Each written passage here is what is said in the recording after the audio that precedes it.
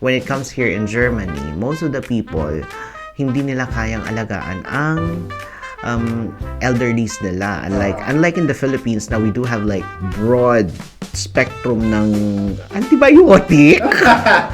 Family intact tayo Yes. It's not the same. When working with different kinds of people in a Pflegeheim, it's such a challenge. First and foremost, I was new dun sa Pflegeheim. And it was super challenging when it comes to the language.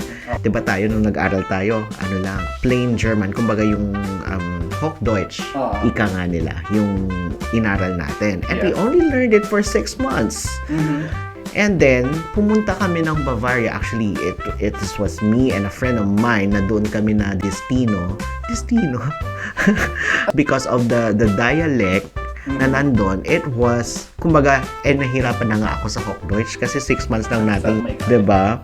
And then, after that, pagdating namin doon, dialect, nakakaloka.